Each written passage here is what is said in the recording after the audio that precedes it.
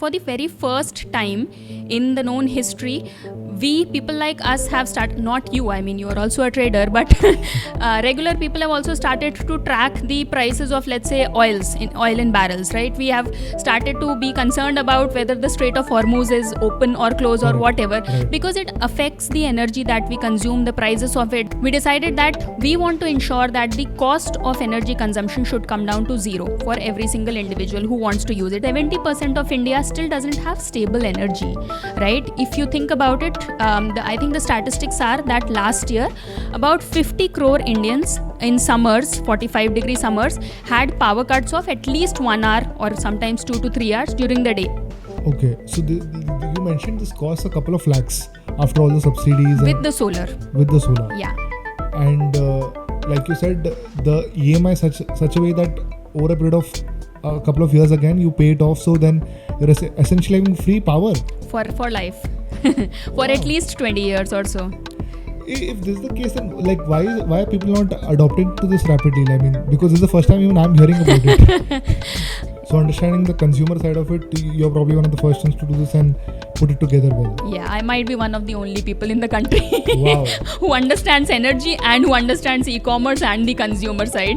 The next big consumer platform is going to be energy. This is going to get democratized. This is going to go into private sector, and there are going to be billions and trillion-dollar companies that we see coming in this sector. Hi all, welcome to the Strategic Pulse. I'm your host Sudarshan. Today we have Anubha Shukla as our podcast guest. She is the founder and CEO of Teru Energy. What if I tell you that moving forward you don't have to pay anything for your energy consumption? Is that really possible? Yes. Stay tuned and watch the entire episode as Anubha will help us, guide us and tell us all about how we can utilize energy in the most efficient manner possible. What are the various contributing factors for our electricity bill to come so high, and how we can be more efficient with our energy consumption, how we can actually take charge of energy, generate energy and utilize energy in the best manner possible. Thank you. So, hi Anubha, welcome to the Strategic Pulse. For all of our viewers who are meeting you for the first time, can you share what you do and what Teru Energy is all about? Sure. Thank you so much for having me, Sudarshan. Hi everyone. I am Anubha. I am the founder and CEO of Teru Energy, and we are on a mission to ensure that you own your power. Now, what does that mean? Basically, we want to ensure that regular folks like you and I, we have control of the energy, the electricity that we use on a day-to-day basis, and we have built products around this to make this happen. As a person, I would say generally I'm a business builder. I have spent nearly 2 decades in energy till date, primarily in renewables, and I have built all sorts of businesses and scaled them to hundreds of millions in ARR. I've built rooftop energy, I've built rural energy, I have built e-commerce spanning across multiple countries and all. But so far I had done this in everybody else's mandate. Few months ago, I decided to do it for myself, and thus Teru Energy started. So what was the trigger point? Because like you mentioned, you worked across so many companies and you had so much experience. So what was the trigger point for you to start this independently? See, Sudarshan, I believe that the world right now is going through a transformation when it comes to energy, right? You would have noticed it yourself that for the very first time in the known history, we people like us have started, not you, I mean, you are also a trader, but regular people have also started to track the prices of, let's say, oil in barrels, right? We have started to be concerned about whether the Strait of Hormuz is open or closed or whatever, because it affects the energy that we consume, the prices of it, the availability of it on a day-on-day basis. So I think energy is now becoming a B2C thing for the first time ever. And technology is also at a stage where we can do a lot with energy. It doesn't have to be a utility level or a government level effort. People can control a lot in terms of what they are doing. And this is what made me believe that now is the right time to actually get this started. So, and how does Teru Energy come handy here? Let me sort of start off by explaining the problem statement that we are trying to solve, right? When we started off, we decided that we want to ensure that the cost of energy consumption should come down to zero for every single individual who wants to use it. See, energy is abundant everywhere that you see it, right? We are not plants, we don't photosynthesize, so we cannot absorb energy by itself and use it by ourselves. But just like air, just like water, it is available everywhere.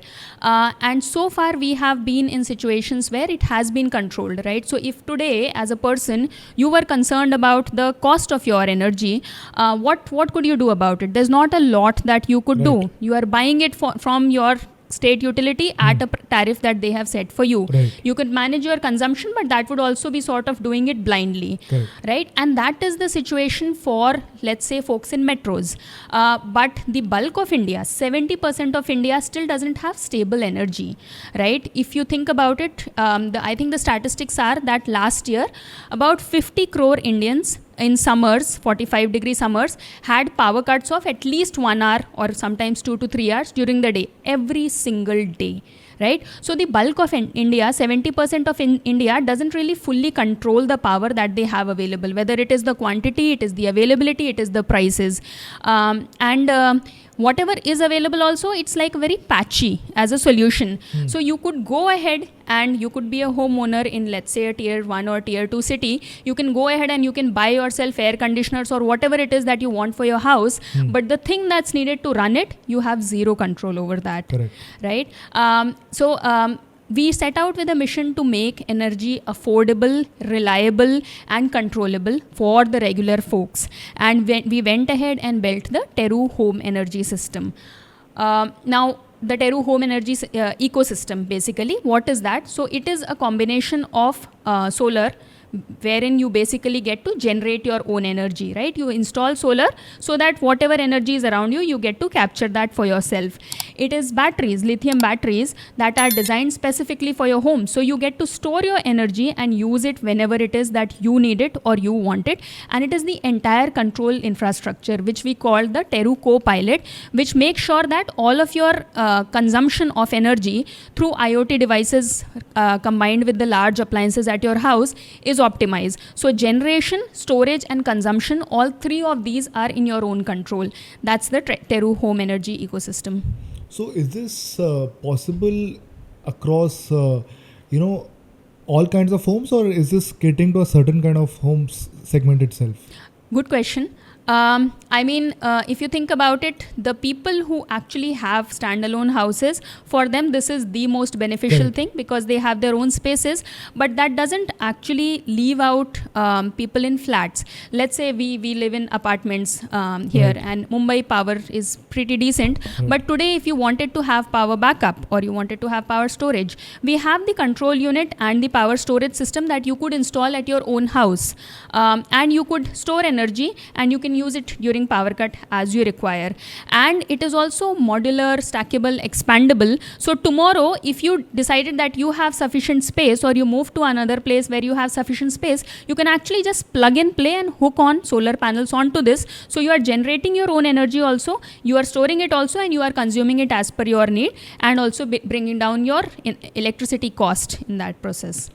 So, like, if you can break this down in a simple manner, say someone living in an apartment, and how will the process work like? So let's say let's talk about apartments in maybe in Gurgaon or Bangalore, right? Where power backup is a problem. Everybody that you would have met, they would have had installed these small home inverters at the very least to have power backup, right? Or there would be a lot of cases where people would have diesel generators. You could go and install the Teru Home Energy Co-Pilot along with the relevant battery capacity right there in a house. It is a half an hour job, I guess. You can just have an electrician come in and do the installation for you, not messing up any cabling or anything of your house, and it is ready to go. It's charging from the grid at this point, or it is charging from any other source that you specify, and it is powering your house when the power is out. Add the IoT devices that we have to your large appliances. Let's say your heaters, your geysers, your air conditioners, everything that consumes a lot of power, and they sync up with the Co-Pilot, and the Co-Pilot takes care that they are going on and off at such a time that you don't have a very high energy signature at any point, which usually leads to fines and penalties, and which is usually a big cause in increasing the power cost. And all of this doesn't actually require anybody outside. And then you realize that, hey, I have a window. I get great sunlight throughout the day on that window.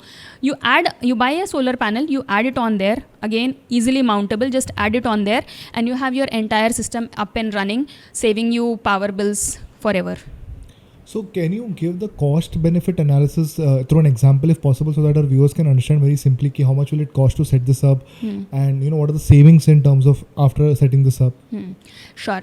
So if you think about cost and savings in general, there's a lot of good stuff that has happened actually to be able to bring us to this space and to allow people like me to be able to build a product to take to consumers' houses at this space. The first is that the government is giving beautiful subsidies when it comes to solar. They are pushing very hard for decentralized solar for regular people, and they have subsidized it to make it affordable for people. The second is that in the last 10 years or so, the prices of battery have gone down by about 60%. So for the very first time, battery is something that is affordable again to regular people.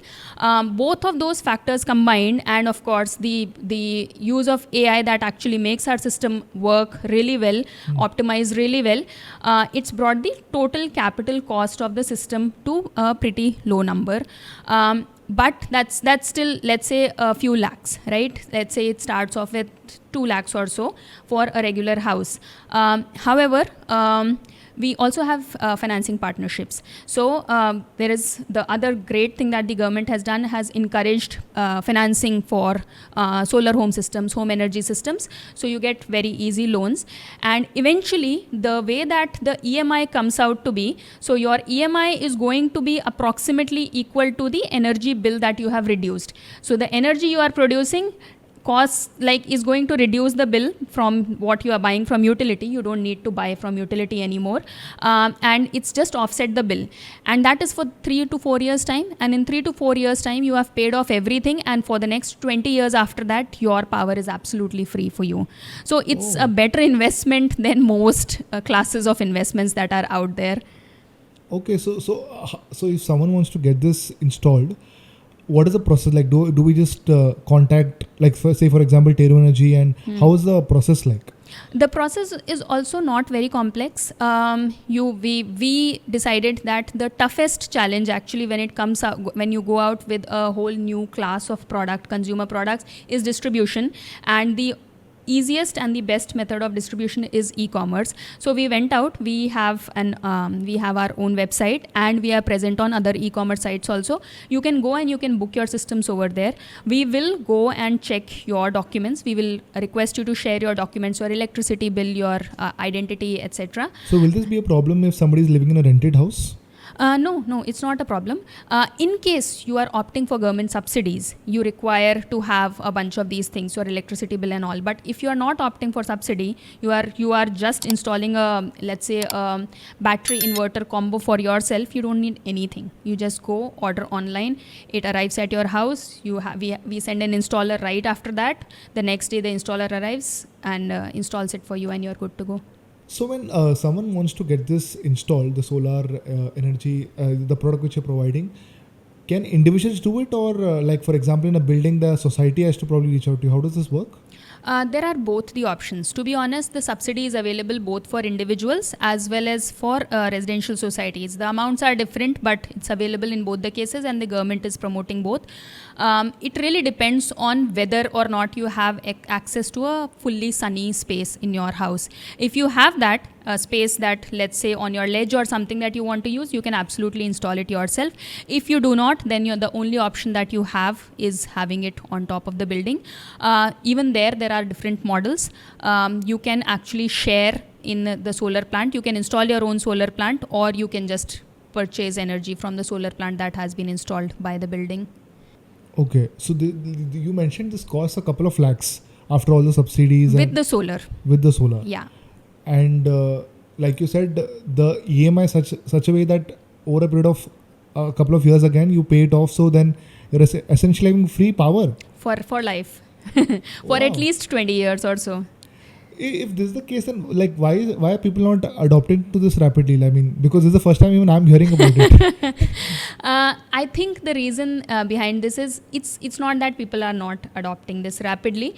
It's that the right consumer products did not exist. So the government has been pushing home solar for the last 2 years now, and there has been significant adoption in that. However, the only solar that has gone out to people, and this is actually, I think this, let me ask you this.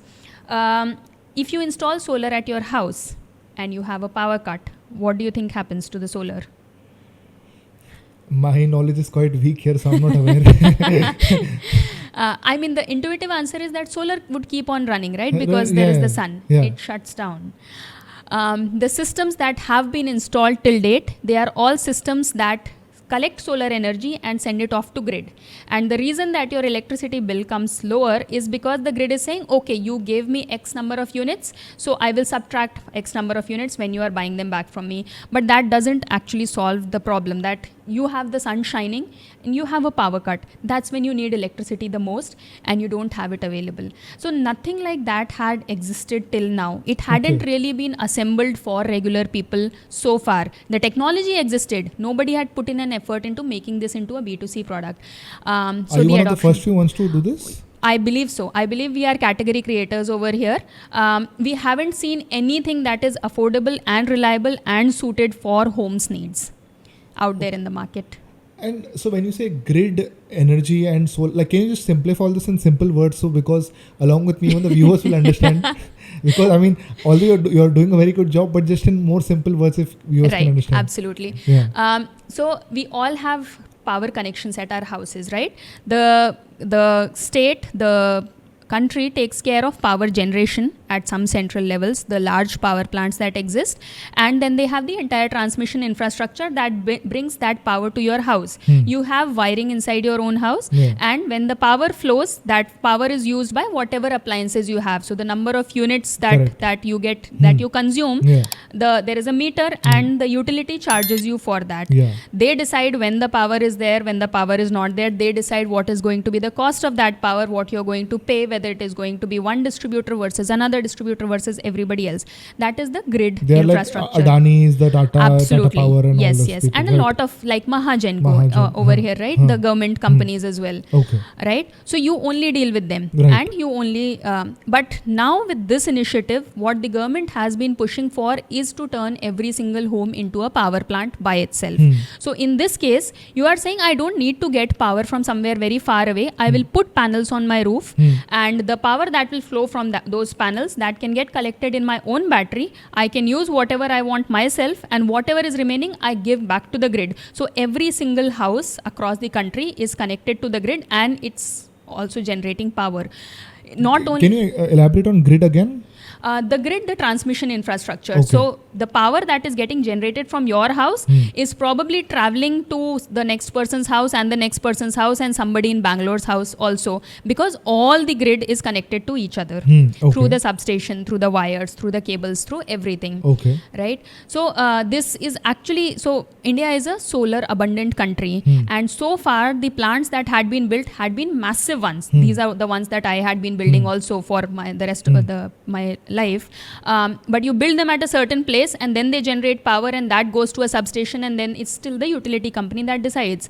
But India also has a lot of power across the country, and at some point everybody realized that you don't need to have these massive large power plants all at one places. The entire country can turn into a power plant. Every single house can turn into a power plant, and that's what we are all working towards. And you said this has to be installed on the rooftop. So like, for example, I think does it require any regulatory or any permission on as such? It doesn't require any permission if you want to use it yourself. But let's say, right, if you say, hey, I want to put 2 panels on my rooftop and I get power cut of 2 hours, so I will store the electricity from those panels in the battery that I have, and I will just use it for that. You require absolutely nothing for that. You can just go ahead, purchase and install them. However, if you are saying, I will install 6 panels, I will use as much of it as I can, and everything that I have spare, I will give it back to the transmission system, so that I am selling off electricity to them, right? They will pay me for it, or they will offset it from the for extra electricity that I am using for them. For that, that process is called net metering, and for that you require permissions. But again, once again, just as an appreciation to the current system, net metering has been made really, really easy. So if you are a house owner and you decide that you want to set up a system and you want to net meter the electricity, if it is under 10 kilowatt or so, nobody is going to stop you. It is auto approved. Wow, this is quite some technical stuff, but I mean, good to hear. This is actually. I'm trying to not be technical, but I don't know how to not make it complex. But I do believe that that's one of the problems actually that is plaguing the sector. Personally, I believe that people who are in energy, they are technical people. They understand technicalities really well. They understand commercials really well. They don't understand consumers very well. And the people who have worked for consumers don't understand the complexity of it. And I believe that's the question that you said, why adoption is low or why we are one of the earliest ones, right? Because this combination doesn't really exist. Because there aren't a lot of people who can talk both the languages, who can make things simple enough for consumers. They haven't really built very successful companies around this. Okay. So understanding the consumer side of it, you're probably one of the first ones to do this and put it together well. Yeah, I might be one of the only people in the country Wow. who understands energy and who understands e-commerce and the consumer side. So just to simplify this in simple terms for our viewers, and as per my understanding, you can correct me if I'm wrong, we essentially produce our own energy. We use it how much we want, and we pay like a fraction of cost for a couple of years, which again gets recovered, and then for the rest of the years it's basically zero cost. Zero cost. And we are doing this by simply calling a company like yours, where you install solar on our rooftops and it is generating electricity the natural way, and we just continue to use it. That's it's about that it. simple. Yes, it's that simple. Wow. Yeah. I think I sort of got it now. I am glad. If I can't explain this to you, I would be doing a really bad job in my marketing. No, I got it. So, what are the biggest myths which people have about solar or renewable energy, and is there a mismatch between the expectations and reality? Absolutely. So the first one that I told you, my favorite one, the systems that you are installing at home, they do not work when there is a power cut. They need the grid to operate, which is counterintuitive, but it is very, very true.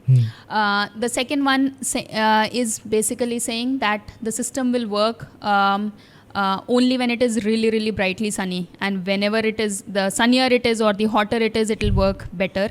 Honestly, we have panels that work really well in low lights, and the optimum temperature is somewhere around 20 degrees or so. So the hotter that it gets, it doesn't necessarily generate more, but it does generate really well across the year, across the bulk of the country, whether it is cloudy or it is foggy. The third thing is thinking that you do need a lot of these policy related regulatory support and a lot of paperwork to be done for this to happen. Again, you don't necessarily need it. And fourth, and my final, my favorite one is, people usually believe that the systems that are installed at home can't actually run large appliances. And I think that's sort of been drilled into our heads, seeing those small solar panels and those solar based lights and everything. And the modern systems that we install, they can run everything in your house. And in fact, we design systems for 1, 2, 3, 4, 5 ACs, that being the heaviest thing in the house. So you can run your entire house and you can be completely independent if you want, using just solar. And do you do this, like, how does this work? Is it made to order basis, or do you have like a standard set which you keep providing based on the house requirements? We have different custom sizes. Okay. So we have multiple SKUs. So you have 1 kilowatt, 2 kilowatt, 3 kilowatt, 4 kilowatt, and based on, we have a quiz on our website as well, but based on answering just a few questions in terms of what are the appliances that you have, how long do you run them for, what is the kind of electricity bill that you get, you can just select the right SKU for yourself. Okay. And I don't know if this question is entirely relevant, but I'll just ask you anyway. Like you mentioned, we put this on the rooftops, and in case of like heavy rainfall, will this cause any problem? No, no, not at all. No. So this is, solar is silicon wafers that are trapped between two layers of glass held together by a frame. That's me, and they have conductors going through them. That's it. There's nothing very complex over here. It's silicon's properties that are helping it convert light into electricity. It's called the photovoltaic effect, and it is a harmless thing. So by external itself. weather conditions won't have any bearing. No, Huh. no. Okay.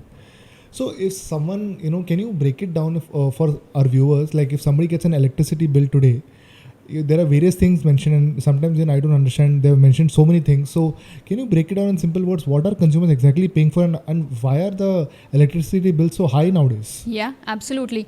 So, see, I believe that let's start off by what they are paying for. So, you as a consumer, you would be paying for the number of units that you use, right? The amount of electricity that you use in your house, and that's what we usually believe that the electricity bill is about. But that's not it. That's about 60 to 70% of your bill. Oh. The remaining 30 to 40% of your bill is a lot of surcharges and duties. So the logic being saying that you are using this transmission infrastructure. The energy is getting generated somewhere else and it is being brought to you using these cables. So Right. you have to pay almost a rent to these cables so that you can use them, right? It's a rite of passage. Then there are fixed charges saying, hey, you are our consumer and we have to handle you as a consumer. So there are fixed charges onto that, and the charges for that is on the size of your connection. You have a 1 kilowatt or a 5 kilowatt connection, you pay a fixed charge on that. But my favorite one is the penalties, which which we don't necessarily understand. But take a look at your bill in general and try to understand how much of it was a penalty, because there are cases where you basically make a promise to your utility saying, I need about 2 kilowatts worth of electricity at any given point, I won't go past that. However, you decide to get a new appliance, or you have two appliances that start off at the same time, and there's a surge peak voltage that comes because of that for some time. Oops, you have stepped into the 3 kilowatt zone. So you have to pay a penalty for actually stepping into the other zone. So penalties actually make up for a significant portions of the bill as well. So there are a lot of things in the bill. God. What you can bring down very easily is your consumption. That's in your control. But even because you have no way of really knowing what is consuming how much electricity, right? Correct. We are not seeing that. These are very theoretical values that are there in our heads. We understand that ACs take a lot of electricity, Right. but do you know what percentage of your electricity bill is caused just by your AC? No, right? We don't really have a way to measure this, and we all, like, I definitely believe that what you cannot measure, you cannot correct. So you don't actually know how much you are paying for different appliances in your house. So there are a lot of small things that go into making your entire electricity bill, and knowing a lot of these actually can help solve a lot of these for you. So I had one more question for you. Like you mentioned that we pay so much in terms of penalties, and there are regulatory requirements in terms of taxes, etc. And we don't really have a accurate way to measure of the number of units we are consuming. So when consumers get their electricity bill, can they do anything about it to, for example, if suddenly the bill comes very high, can they contest it and say this is not proper, or we have to just blindly believe what's given and just accept it? Superb. That's the answer that I was thinking of giving and I forgot. Okay. So you can contest the bill. Of course, you can contest the bill. There are always ways to do that. But once again, you have to think back and figure out whether you really have a way of justifying it. So when you contest the bill, they look at your meter for that month. Maybe they'll look at your meter for the next few months and see if your consumption is different to somebody else's with a similar energy signature, like your neighbors or something. And maybe they can make some changes onto that. But a lot better way is using something like our app, where you go ahead and you enter, like it's maybe a one-time thing, you enter the appliances that you are running and sort of how long you are running them for. You make selections, and then you actually figure out how much of the electricity consumption or the electricity that you are charged for is caused because you use the electricity, versus how much of it is caused by the electricity that got wasted, that you did not use it at all, right? We are all in the habit of leaving these switches on, Right. And these are very small amounts of power, but there is some power that is still getting wasted over there. You don't know how much of it is caused by how much of it is actually getting wasted. And then there could be wiring or cabling issues in your house as well, which basically means that there is some power leakage somewhere else, right? So consumption, wastage and leakage, being able to divide each one of them and being able to fix each one of them is something that you can do, which is a lot easier than contesting with the utility saying my bill is wrong. Okay. And also, I'm under the assumption that consumers will not have so much knowledge like the way you shared so far, and even when the installation of solars are happening, they will not be really aware if it's done properly or not done properly. So it's actually just based on blind faith, if I understand this correctly. So how do you build a business around this, because it's entirely based on something which is entirely blind faith, to be very honest here. Yeah, and that's actually the most difficult part. To be honest, that has been the toughest part, I believe, in when it comes to this industry taking off. So the very first thing is just knowing what is the right thing for you. What is it that you should be going for?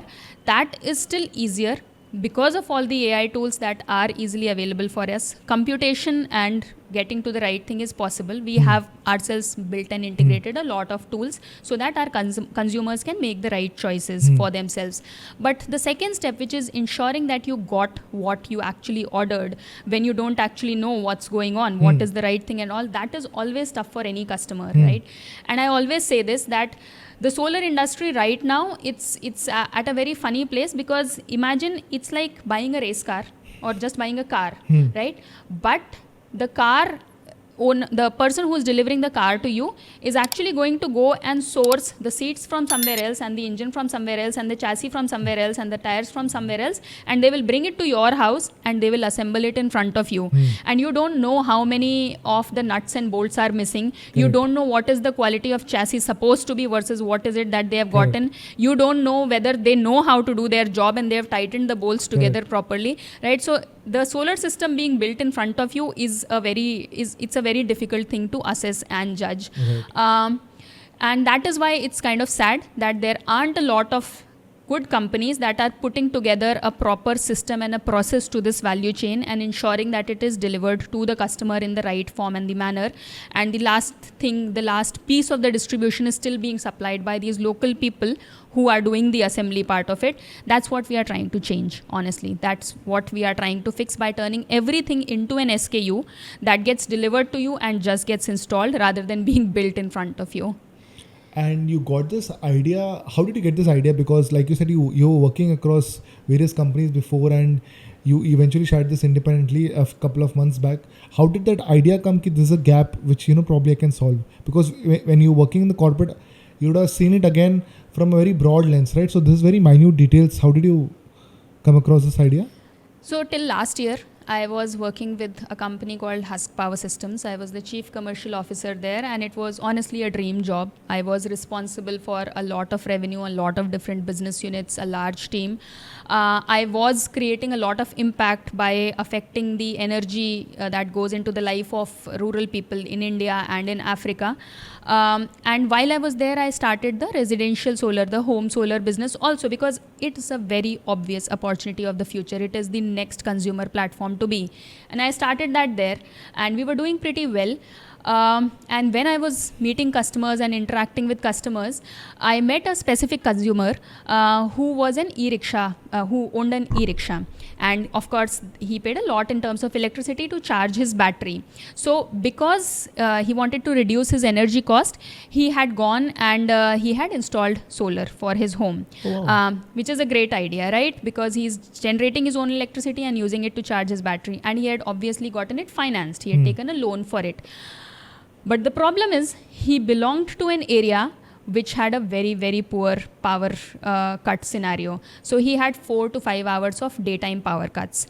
And like I told you, the solar systems that are getting installed today, they don't work during a power cut. So effectively, the time when he should be generating electricity, he wasn't generating anything. So not only did his electricity bill not go down because he was still using the grid electricity to charge his battery, he also had an EMI to pay on top. He got stuck in a loan trap. And he came to us to figure out if his solar was wrong or if something was wrong. And I tried to solve it for him. I tried to solve it a lot. I got my team to look into it. And when I was doing this, it took several weeks. I realized there is absolutely no affordable product that exists for him. There is absolutely no way to make solar work for a person like him. And I think that was the realization for me. Wow. that this is a massive gap. 70% of India, solar doesn't really work for. What exactly are we even doing here? And I realized that I can't do that while also doing everything else that I was doing. It needed the all of me. And I stepped out and I started to build this. Wow. Very, very, very inspiring. And what are the various challenges in the energy business today? Like one you mentioned that, which you mentioned priorly, but besides that, what else? There are challenges. Energy is still a significantly regulated space. It is controlled by the government. The rules are made by the government, and they are not always made and changed at the speed that they should be done. It is also, if you look at it effectively, a monopoly space, because there is the government supplying electricity to you, and then there is nothing else. Right. And then it's a very David versus Goliath scenario. Like there's a massive person that exists over there, and then there are these independent people trying to also add something over there. There are a lot of complexity when it comes to sourcing, to supply chain, to the world in general right now, and taxation around energy and the benefit that go into there. So there are a lot of changes. There are a lot of challenges that exist when it comes to building an energy business. But I also believe that they also create a lot of opportunities. You solve any of them and you have $1 billion company available for you to build. So yeah. So can you share some of the opportunities from an entrepreneur's perspective, which they can probably pursue in this industry? Absolutely. I mean, this is an industry where a lot of different business models are possible. Can you share a few? So, for example, I'll give you an example. This is about 15 years back. The business model of energy as a service happened in the commercial sector in India. And there are large companies who did a great job of introducing it. One of them, CleanMax, they recently had their own IPO. Their entire job was saying, you don't need to spend money on putting capital, put your own capital as a commercial company. You don't need to put your own capital. We will put a system for you and you pay us for the energy that you are consuming as you go, right?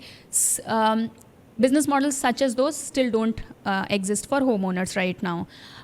Similarly, there is a policy which we call the virtual power plant policy, the VPP policy, that has recently been drafted and announced, where basically, so you are a homeowner, you have space, you can create a lot of electricity, but you use it for yourself or you give it to the grid right now. But tomorrow there's an opportunity that if your neighbor wants to buy it at a preferential cost, you can actually sell electricity directly to them. So not only are you generating your own electricity and consuming it, you are generating your own electricity and you are selling it also. So there's an entire business model that is possible Trading around of there. electricity. Yes, absolutely.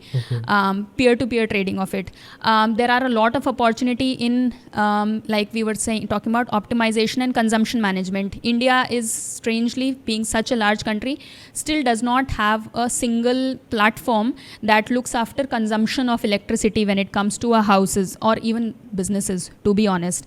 And we can, for example, there's the Smart Life app in China where you can actually track the exact amount of energy that each one of your appliances is using. That's something that we are also building right now. Yeah. So there is, and of course, then there is the entire digitalization part of it. You can do a lot in bringing a lot of these products and services online. So there's a range of things that can be done in energy. It's a very, very open space right now. And how do you think having so many opportunities on the way, how do you think this industry will pan out in the next 5-10 years? I believe that this is the thing to happen to consumers right now. The next big consumer platform is going to be energy. This is going to get democratized. This is going to go into private sector, and there are going to be billions and $1 trillion companies that we see coming in this sector. Wow. So if someone wants to become energy efficient today, what are the 2-3 things which they can probably do to be energy efficient? Install our app. Okay, no product plugin. Okay, so if I were to say one thing that would genuinely help you is, and that happens a lot, is to actually switch off your geysers. Those pieces of equipment, not using any better words, those pieces of equipments they consume a lot more power than even your ACs, and a lot of times they have a very, very bad energy signature, and a lot of the fines and penalties that you are paying are because of those. Second is probably to get a energy audit done of your home, understand how much energy you should be consuming versus how much energy you are actually paying for, and seeing if there are any leakages or gaps over there. How to get this audit done? I mean, there are energy auditors, independent auditors available, but we have the digital version of that. You can check it through us as well. Okay. And third is look at an opportunity where you can generate your own electricity. If it is possible at all for you, for your house, go for it. Don't hold back on it. Okay. And having been in this business so long, how do you manage your electricity and energy consumption at home? So in Mumbai, I think I'm just a lot more aware of the energy that I'm using. When we started to build our app, when we started to understand the leakages and everything, I realized that the geyser answer, it's a personal realization. I realized that it's a very, very old geyser, which is causing at least 10% of my electricity bill every single month. And I convinced my landlord to replace it. So we replaced that. But more importantly, for my home, for my parents, I am from a place, again, that has a lot of power cuts. They have seen a lot of these, and they have used every solution that you can imagine. They set up home inverters, they set up they have a diesel generator, and they have still been struggling with running ACs, running their submersible pump for water, running all large appliances, whether it is washing machine or fridge and all, because nothing really works in long term for anything, right? The home inverters are just for power backup. They will run your fans and light, and that's about it. The diesel generators are noisy, ugly, polluting, and you don't really get diesel. So nothing had worked for them. So when I first started, I set up a massive power plant for my own home. Okay. We set up 10 kilowatts of battery, solar with 20 kilowatts of battery, and my God, the kind of every child wants to actually hear that parents' approval of what they are doing in life. This is the first time I think I got that. Where they cannot stop going around and telling relatives and neighbors and everybody else saying, we don't know when there's a power cut anymore. Everything keeps on running. It's not a problem for us anymore. Wow. So we have some rapid fire questions for you. Save energy or generate energy? Generate energy. Do not save. Consume whatever nature has given us in abundance, but generate it for yourself. One habit people should change immediately. Like I said, switch off your geysers. Yeah. Biggest myth about electricity bills? That you are paying only for what you use. You are paying for a lot more. One thing the future will change about energy? In the future, we will be able to control our energy profiles completely by ourselves. It will be a democratic market. We will have options from where we can actually choose. We will have options on how much we use, how much we generate, how much we sell, everything. If you could say one thing to every solar installer in India right now, what would it be? Do not assemble the car on people's rooftop. Do a good job. Follow processes. If you don't understand processes and engineering yourself, work with the OEM, the supplier, but build the right car, and don't just assemble it on rooftops. Okay. What's your most controversial take about the solar industry?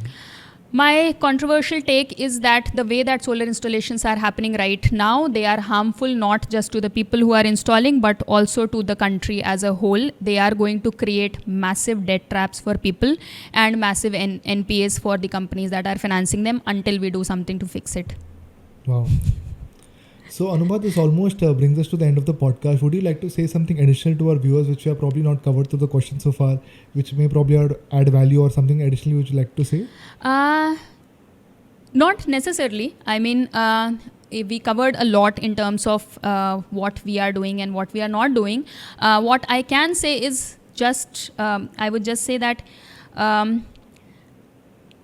learn about complex things yourselves. Understand technology yourselves. It is the only time in the past history where it is that easy to learn about things, and do not take decisions on hearsay or based on something that you have believed in for a while. The world is changing very, very, very rapidly. Whether it is starting a new business or it is buying a new asset, just make informed choices. Okay. Thank you so much, Anubha, for taking the time and joining us today. Thank you so much for having me. It was a very, very fun conversation. Thank you. Thank you for watching this episode till the very end. If you found this episode to be valuable and insightful, then please like, share, and subscribe to our channel. And let us know in the comment section below your takeaways from each of our episodes. Thank you.